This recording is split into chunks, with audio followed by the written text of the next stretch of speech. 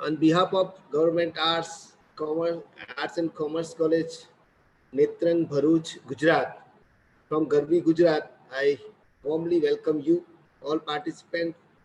Today, our expert speaker is Professor Tanvir Ahmed. He is Assistant Professor in English at Ghulam Shah University, Rajouri, Jammu and Kashmir. And he will talk on psychoanalytic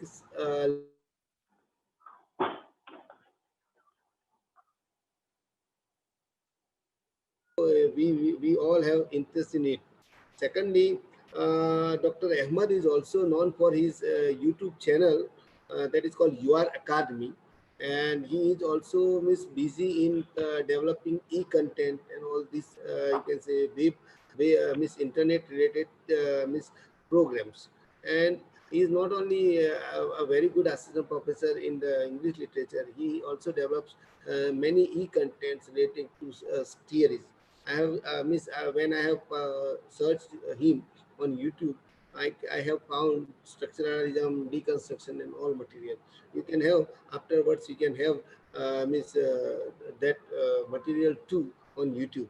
Now, those who are, because we have a rush, we have a traffic of you can say traffic of participation, and our participants, as all you know, that they are from all over India.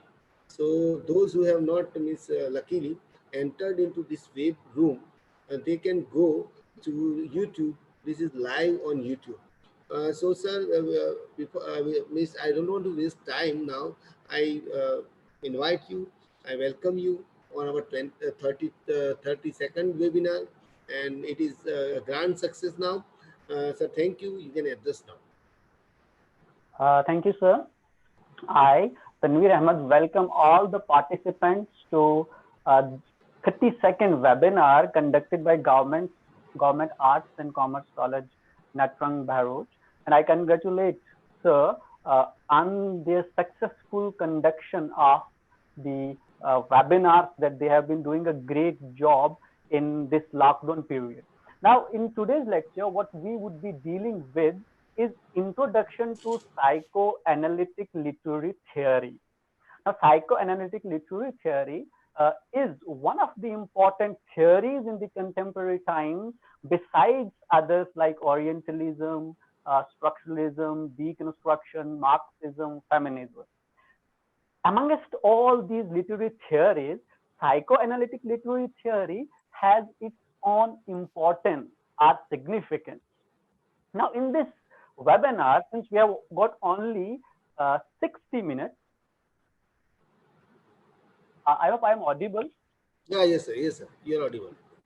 Now, in this webinar, since we have got only 60 minutes, what we would be looking at, we would be looking at these important topics related to psychoanalytic theory. I'm also sharing the screen, and on screen would be a PowerPoint presentation. So what we would be dealing with are the questions like, why psychoanalytic literary theory?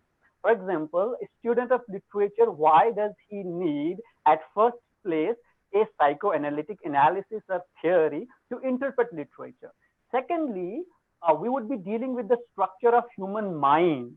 When we talk about psychoanalytic criticism, we are not talking about the physical essence of human beings, but what goes on in their mind. So how or what is the structure of our mind? We would be looking at that. Then in psychoanalytic theory, an important aspect is the unconscious mind. So we would be looking at the unconscious mind also, and how does this unconscious mind originate? We would look at some core issues which force people, to behave strangely because of some psychological problems. And then we would discuss the defenses, because we know that every human being has got problems. So how do we react or overcome those problems? We do that through defenses. So we would also be looking at the defenses, our defense mechanisms. We would also look at dreams and dream process. Now, an important thing that I want to tell here is that psychoanalytic literary theory is mostly linked with Sigmund Freud. He is the traditional or conventional psychoanalyst theorist. Theorist is also considered as the father of psychoanalytic criticism, and to him we attribute the development and growth of psychoanalytic literary theory. Besides him, we have other critics also, theorists also, like Jacques Lacan, who also made a significant contribution towards the growth and development of psychoanalytic theory. But I don't think that in this lecture of 60 minutes we would be able to, cover all those, critics individually. What I would be doing, I will bring in Jacques Lacan also wherever I find him necessary, or wherever the concept of him would be parallel to the concept of Sigmund Freud. So let's begin this lecture formally by addressing first important question, and that is, why psychoanalytic theory? Why psychoanalytic theory? Because, in our daily lives, there is something that we miss, but that happens to be omnipresent, and that is our psychological behavior or reaction to the thing. I'll start by giving a very simple example. Now we say, why are you venting your anger upon me?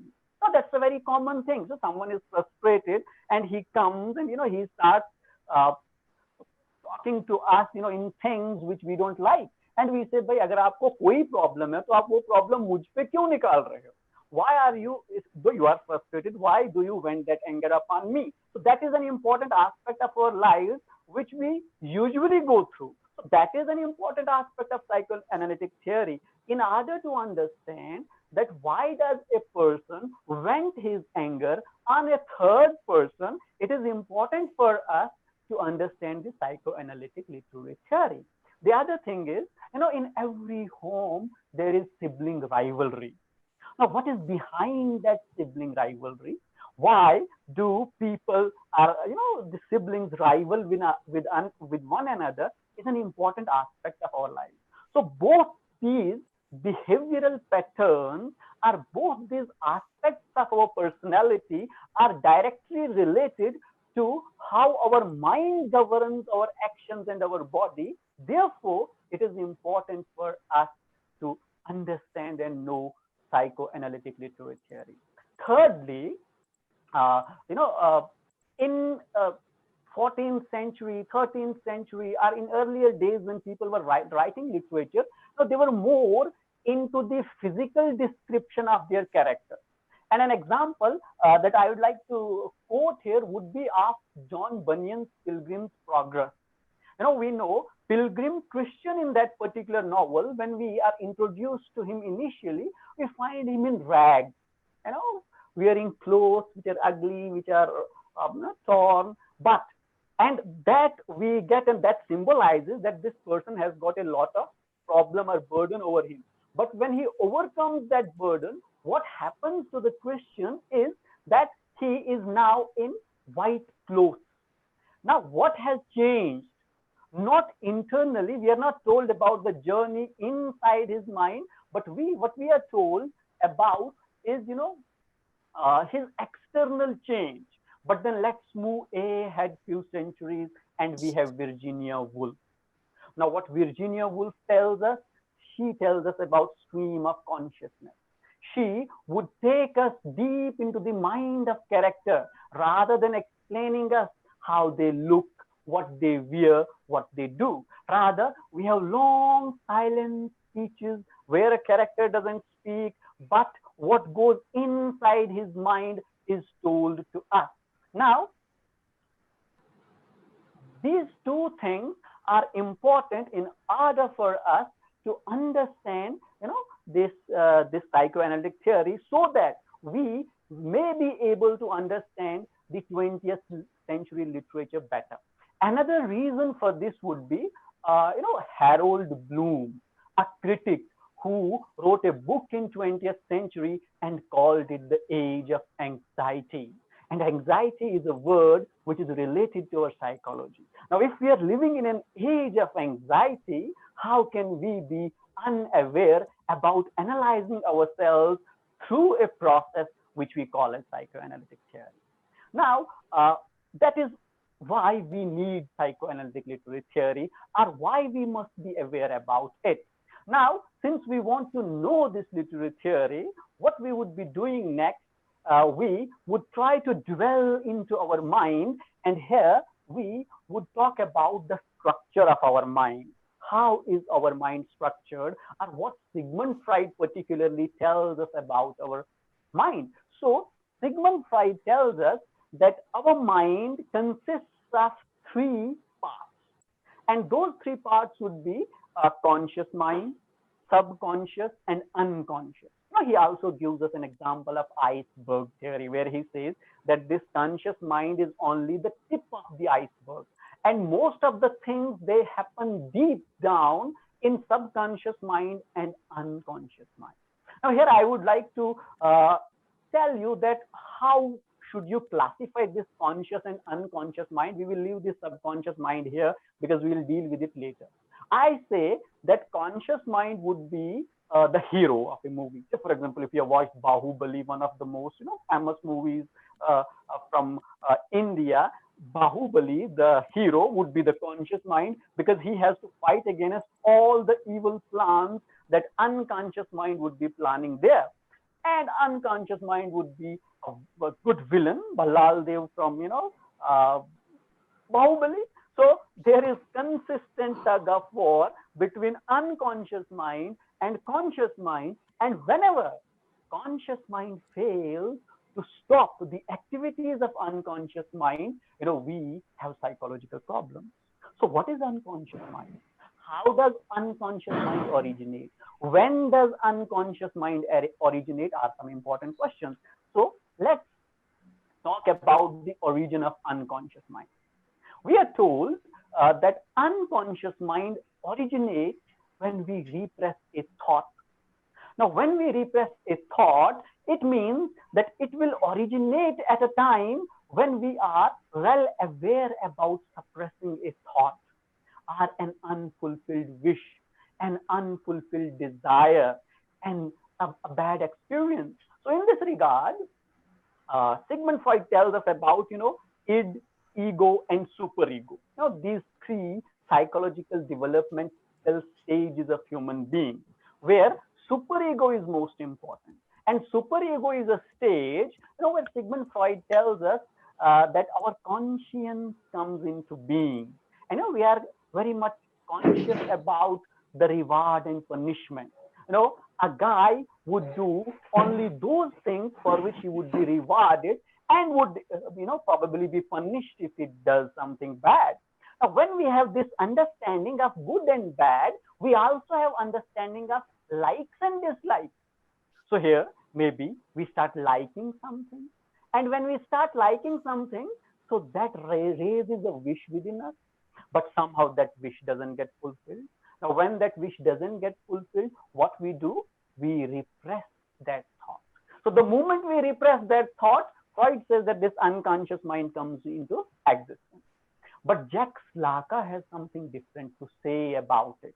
He says that it's not necessarily that when you reach to that, somewhat adult stage where you can, differentiate between likes and dislikes, that you repress thought. He gives us a different notion about it.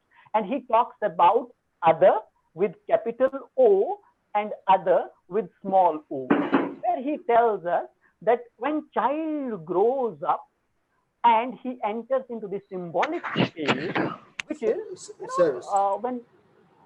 Sir, 1 minute, please. Sir, increase your voice because students are not listening it properly. So kindly increase your voice, sir. Your voice, I want your voice to be loud. Hello? Tanvir sir, your voice must be loud, sir. Is it now loud? Yes, sir. Yes, sir. Yes, sir. Is it now okay? Yes, sir. Yes, sir. Fine. Now, I was talking about Jacques Lacan.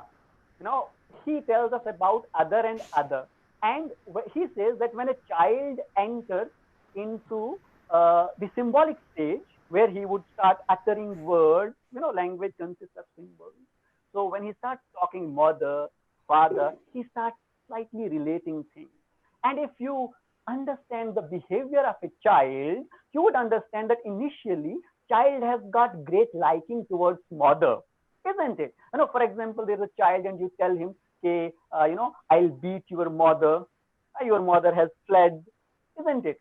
So, that child would turn up to be a warrior to protect his mother, because he realizes at that stage that he belongs to his mother and his mother belongs to him. There is no one in between. But Laka says that it is later that this child would realize that his mother also belongs to his elder brother or elder sister, if there is any. He realizes that his mother also belongs to his father. So Laka says that is the first instance where human being repress a thought. And it is at this point that unconscious mind originates. Now, once this unconscious mind has originated, then what does it become? So Freud tells us that unconscious mind becomes the storehouse of all bad thoughts. Unconscious becomes a storehouse of all repressed thoughts, all those unfulfilled wishes and desires which weren't accomplished. We repress them. But then there is another aspect of unconscious mind. There are people who are mistaken that unconscious mind is all, about passive activities. But that is not the case. Unconscious mind is dynamic.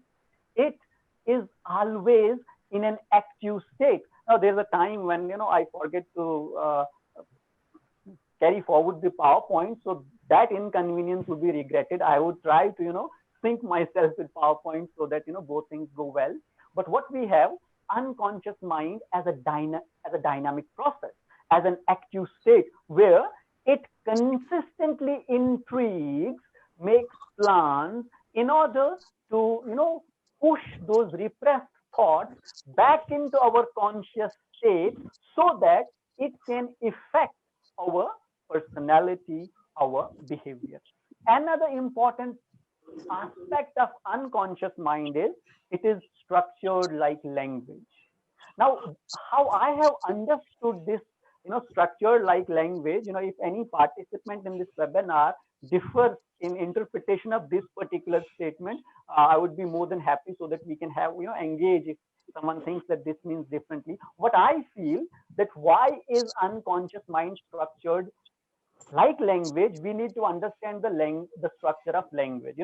The language has been brought to us and we cannot toggle the structure of language. We cannot reset it. We cannot change it. Similarly, the moment unconscious mind comes into existence, we can never change it. We can never reset it to a point maybe where we would have wished it to, but once the unconscious mind comes into existence, it remains there always. Another thing is about unconscious mind is that unconscious mind is more active when one is asleep. Let me give you another example of it. It would be like when hero is away from the locality, villain gets full power and scope, to enhance his activity. Similarly, when conscious mind goes to sleep, unconscious mind, becomes more active and starts influencing our behavior and our actions. Now, what happens when this conscious mind, begins to influence our behavior? So it leads us to some core issues. Now, what would be these core issues? These would be the psychological problems that most of us will have in our lives or do have in our lives, particularly in the contemporary times. So what are these core issues? So one of the core issue is fear of intimacy. What is fear of intimacy? It is, coming closer to someone. It may not have a sexual connotation necessarily. It may also have a connotation of friendship. Someone wants to make a friendship with someone, but he has fear of intimacy. Now, this fear of intimacy would always stop him from taking a step, because he or she would consistently think that, maybe I'll be hurt. If I am hurt, what would then happen? I would again be, pushed to a state where maybe I'll fail to survive. Second is fear of abandonment. Now, as I complete these core issues, you will find that most of these core issues are interrelated. Why are they so? We'll discuss it at the end of this slide. Again, the fear of abandonment would be, what if I have a friendship or relationship with someone and eventually he ends up betraying me? And if he betrays me, how will I survive? So that fear of abandonment forces a person to behave strangely, and mostly he would become an unsocial kind of a person, introvert kind of a person, and may also be led to a situation or scenario where things would be bad.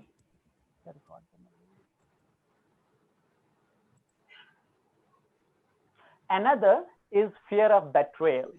Now, what is fear of betrayal? Again, fear of betrayal comes from fear of abandonment. What if I am betrayed? What if it does not end well? So again, the psychological behavior would change, and eventually, mostly people end up in a very bad state, even in their relationships, if they have these kind of core issues. Another core issue that we have is of self-esteem or low self-esteem. So there are some people who think that they are not good looking. Their eyes do not look good. Their nose does not look good. Their skin color is not good. They do not belong to the upper class. Say, for example, they are not rich enough. So these would be some of the issues which come under this low esteem or low self-esteem. And if any person has got this low self-esteem, only one core issue, this one core issue would eventually lead to fear of intimacy, would lead to fear of abandonment, would lead to fear of betrayal, and would lead to, other, for example, insecurity, another, core issue. Now, is there a person on this earth who doesn't have these issues? The answer would probably be no. We will have most of the people, who have these core issues, and we consistently fight to overcome, these core issues.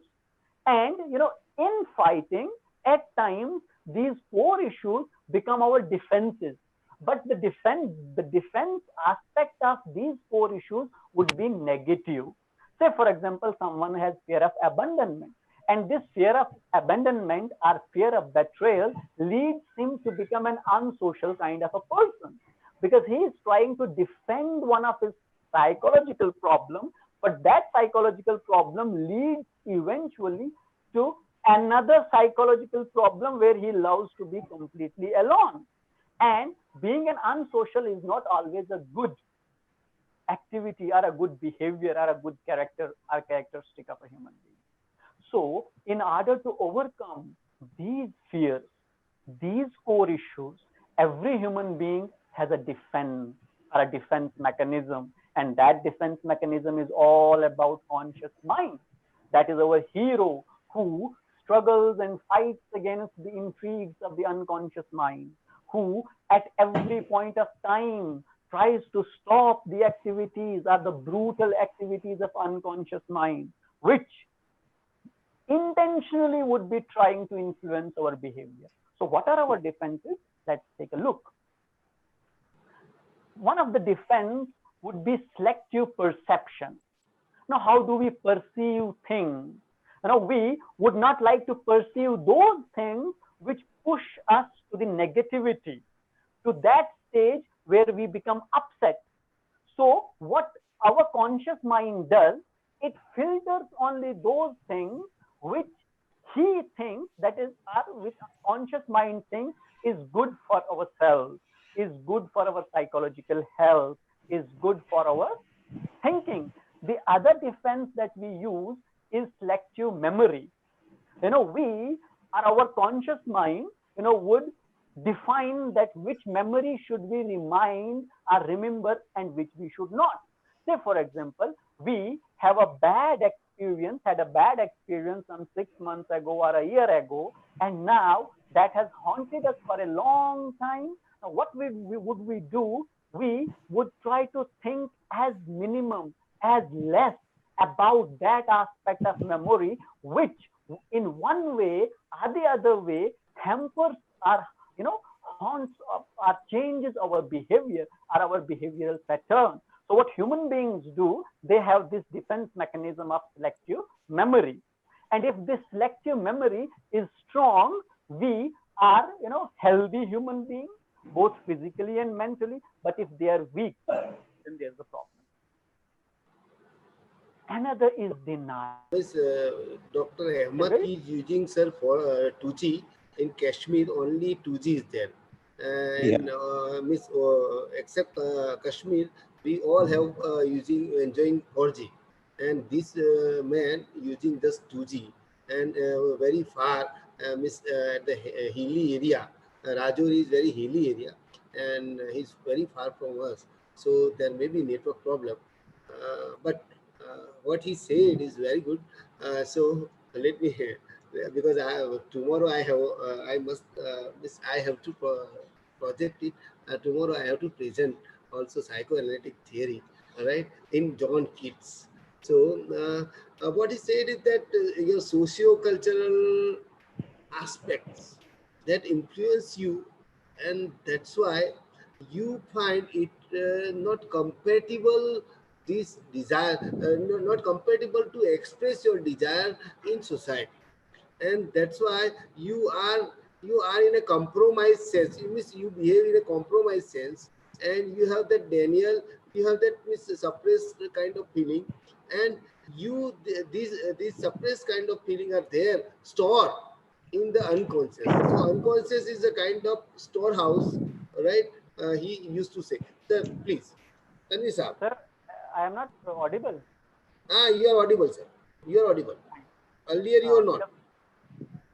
Because I missed, I didn't get that why you started in between, so I just kept quiet. So it means that my audio was audible.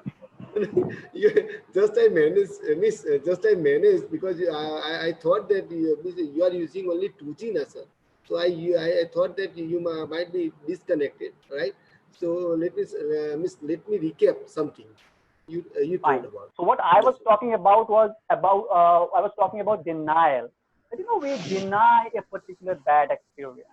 We deny a wish that is fulfilled. So if our denial is strong, we can overcome some of the psychological problems. Another aspect would be avoidance. Avoiding a particular experience or a particular person. Now, here I would like to give an example. Say, for example, there's a person who reminds one of a bad experience that he has had earlier. So, what that does, a person does, he avoids it. I am reminded of a very famous song. तेरी गलियों में ना रखेंगे कदम आज के बाद, तेरे मिलने को ना आएंगे सनम आज के बाद. It is these galiyan and this sanam who has got a bad effect on the conscious or psychological state of a person. So what he does, he avoids him or he avoids her. Now that avoiding is an important defense mechanism that human beings have. Sir, your voice. You must loud your voice. Increase your voice, sir. Wait, sir. I don't know what's wrong with the voice.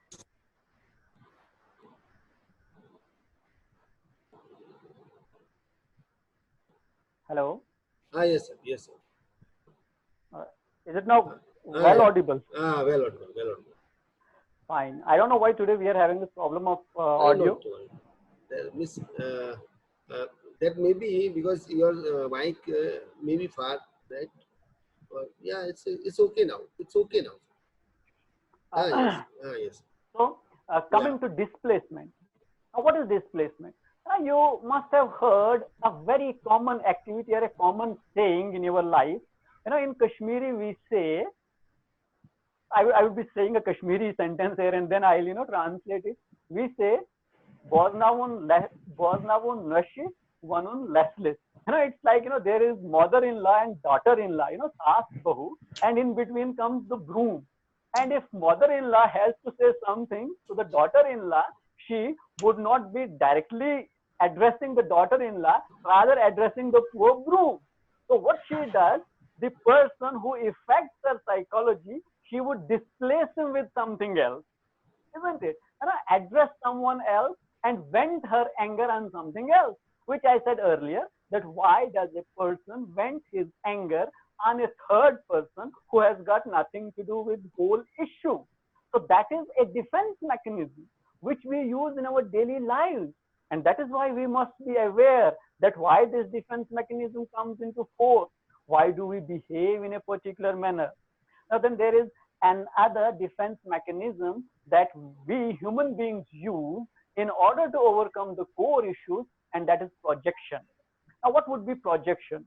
Projection would be blaming a third person about all the problems that we have. I think that there is someone who is raising his hand. Can we allow him to say what he wants?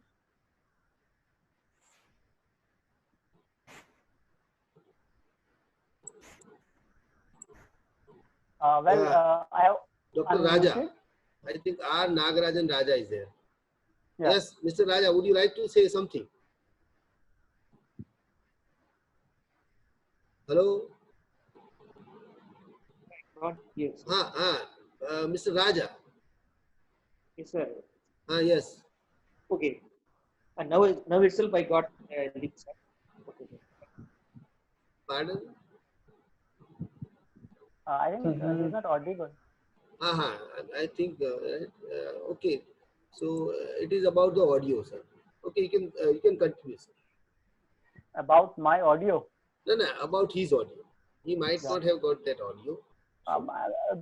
Those who are not audible to us, they can just message query, whatever they have in the chat box. Right.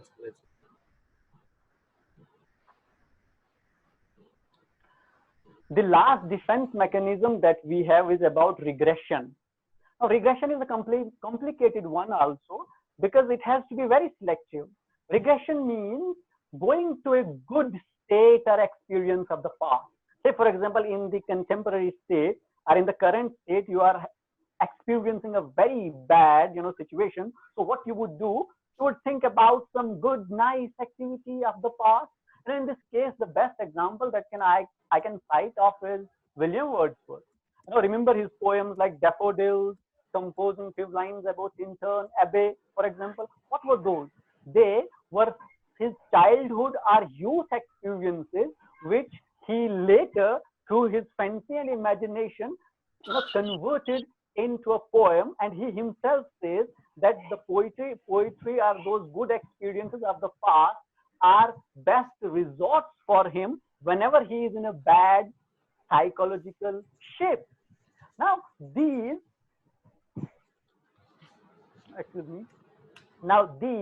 are some of the defenses which every human being has, which protects him, preserves him from all the problems that this unconscious mind comes up with. So in order to overcome it, if our defenses are strong, we are psychologically sound and physically sound. But if at any point of time these defenses fall weak or grow weaker, that person will have psychological problems. But we live in an age where we are not willing or ready to accept that we have psychological problems. Now we must have realized that every one of us has these core issues, but most of us have solid defenses, solid defense mechanisms, which in itself regulates this whole process of psychology or this psychological problem. And most of us would be sound, but there are many who end up in a state of depression are in a state of anxiety. So now we have understood about core issues and we have understood about defenses. Now, if there is a person around us, a friend of ours, a brother of ours, sister, child, wife, mother, anyone, and we find that they behave strangely, we can understand where the problem lies. And if we can address that issue, we can create a society which has got lesser number of the patients of depression and the patients of anxiety. But, there is another state of our life, and that other state is about dreams, isn't it? All this process that I was talking up to this point, functions when we are awake, isn't it? Like we are presently in a conscious state. So what we do, we fight. But there comes a time when we go to sleep. And if you remember, I said earlier that unconscious mind becomes most active when a person is asleep, because it is at that point our conscious mind becomes less active. Therefore, the activities of unconscious mind become stronger and more active. Therefore, the process or the life, our life would be slightly different. So now let's talk about dream and dream process. Now, what is dream? Sigmund Freud says dream is the royal road to the repressed thoughts. As I said, unconscious mind is an intriguing, cunning part of our body, who tries to throw those repressed thoughts back into the conscious mind. But conscious mind protects them always. But when conscious mind is gone, is away, then Balal Dev has got all the, space to act as he wishes.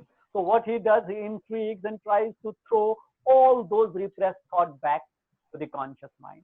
But then we have some bodyguards there, and we know that by subconscious mind. Now, this subconscious mind would function as a filter layer which would try to protect the unconscious mind to supply all those evil experiences directly into our conscious mind.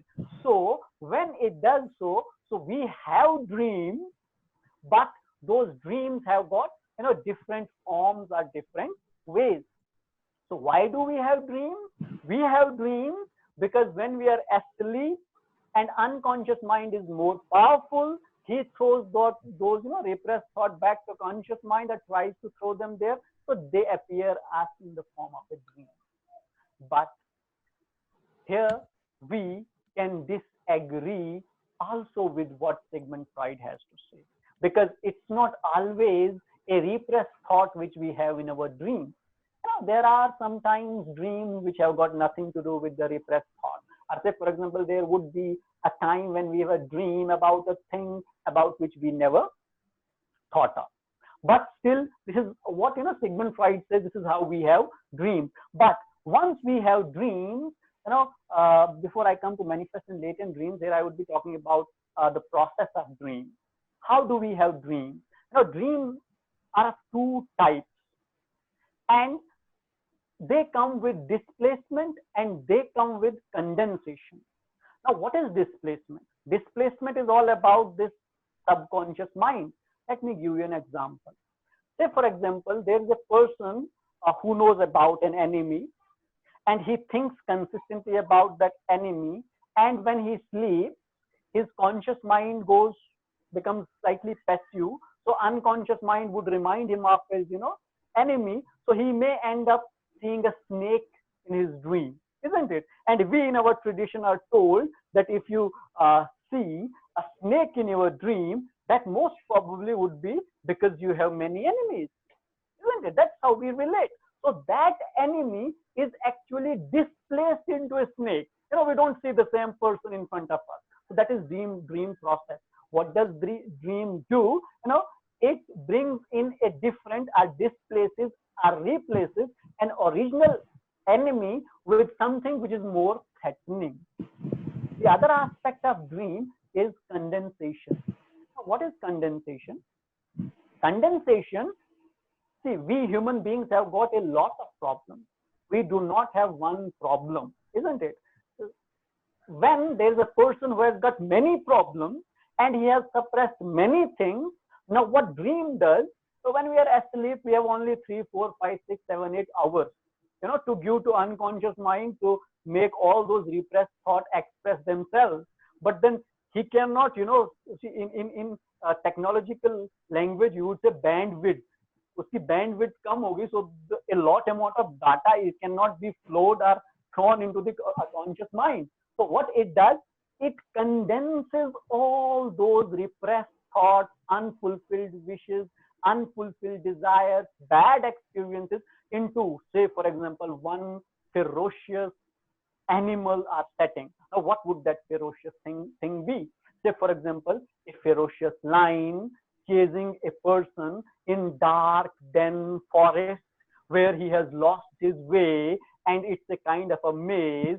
He's running for his life, but he doesn't find a way to escape. Now, that is condensation. Now, what has happened? All those bad experiences, unfulfilled desires are condensed into one brutal experience that one goes through. So this is the dream process, how we have dreams as per Sigmund Freud. Then he says that dreams are of two types. What are they? They are manifest dreams and latent dreams. Now, what is manifest dream? Manifest dream is the example that I gave you: a ferocious lion, dark, dense forest, a maze, a route which you cannot find a place to escape. This is manifest content. But we know that this is not the reality. The reality is the condensation of the thing, because we know there are some experiences which have been condensed into it. So that would be the latent dream. So latent dream is what lies beneath what we see or what we remember. Now here comes an important thing, that is interpretation of dream. Whenever we have a dream and we find someone to interpret that dream to us, isn't it? That has been a common trend among human beings. Okay, हमको सपने की ताबीर निकालनी है, ख्वाब की ताबीर निकालनी. We have to go to some learned man and narrate our dream to him, so that he in return can tell us what this dream means or what does this dream not mean. And that is the latent content when we understand that between the lines, what we call, or behind the scene about, that is latent dream. Now, if we have dreams, should we interpret it or not? And there is an important aspect that I would like to touch here from Sigmund Freud, and that would be, he places all the psychological problem to the repression of sexual desire. He says that the most important thing that regulates human life on earth is an unfulfilled sexual desire. And he also talks about Eros, he talks about Thanatos, he talks about Oedipal complex, he talks about Electra complex. They are also an important aspect of this theory, which I have not so far touched. Now, when it comes to the interpretation of dreams, what Freud says, he says that the interpretation of dreams is like this. For example, he would tell you, if someone sees a ladder, if someone sees, say, for example, anything, which is long, thin, so he says that it symbolizes phallic, wish or desire. So again, it goes to, for example, male sexual organ, and it would mean that the problem that a person is having may be related to a desire or a sexual desire which was not fulfilled. And he says that the caves and other things in the dream would refer to female sexual organs. So this is how he talks about interpretation of dreams. But when it comes to our culture and our society, we have our own interpretation of dreams. And there's the best thing that we have been told to us by our Prophet Muhammad, peace be upon him. He said that whenever you have a dream, and if it is a bad dream, you should not narrate it to any person, but to a person about whom you think would interpret this dream positively. If he does not interpret the dream positively, you should not narrate that dream. Because mostly the case would be if a person does not narrate does not interpret a dream positively, and he tells him that you are going to have a lot of enemies, a lot of problems. Now think that person who was already in deep depression and problem, and we multiply those problems of him by interpreting a dream badly, he would end up in a bad shape and most probably would have a lot of psychological issues or problems. Now that was dream and dream process. Why do we have dreams and how do dreams function? That was about the introduction to psychoanalytic theory, an overview, some important aspects that a person needs to remember, understand, or know if he deals with psychoanalytic theory. And from childhood, the problems could be, say, for example, I'll here like to touch slightly these Oedipus complex and Electra complex. Now, Oedipus complex is about the gender differences of the siblings or the children and parents. For example, Sigmund Freud says that a son has more liking towards his mother, which is Oedipus complex, and daughter has got more liking towards father, and that is Electra complex. And if someone has got these two complexes, he can have a core issue. And that core issue would be, say, for example, if there is a daughter who has got more liking towards her father, and eventually she fails to get all that love, all that reaction or respect or love or attention rather from her father, that would lead her to a core issue, which would be the lack of her father's attention or love towards her. And if this core issue becomes stronger, the best example that I can think of such a scenario would be the American poetess Sylvia Plath. Now, if you have read about American poetess Sylvia Plath, what we know about her through one of her poems called Daddy, that she did not get ample affection or love from her father. So what she did later, in order to overcome it, she wanted a person in her life which would be very much similar to her father. And she tells us through her poem Daddy that she found Ted Hughes a like to her father. But eventually we know what it ended up with. That is an aspect or a reflection or an effect of the psychological core issues which we may have at any point of time. And if the defense mechanism is weak, we end up being what we are called psycho. We may have psychological problems. So the purpose of knowing psychoanalytic theory would be understanding the behavioral patterns of human beings, understanding the dream patterns of our lives. And if we do that, now if we know that there is something called core issue, there is something called defense mechanism, and there is something called strong defense mechanism, there is something weak defense mechanism. So if we have weak defense mechanism, we would try to make that stronger so that we are psychological more effective. And eventually, if we know about the psychological process, we would be in a better shape to understand the novels and the poems and the plays which are written in the 20th century. I hope that in this short webinar, I have been able to address some of the important fundamentals or aspects of psychoanalytic literary theory. But since I focus mostly on Sigmund Freud, there would be some concepts which went begging. For example, the concept of mirror stage by Jacques Lacan, the concept of symbols, images, and real by Jacques Lacan. And now I have also run out of my voice. We would love to discuss that at some other point of time.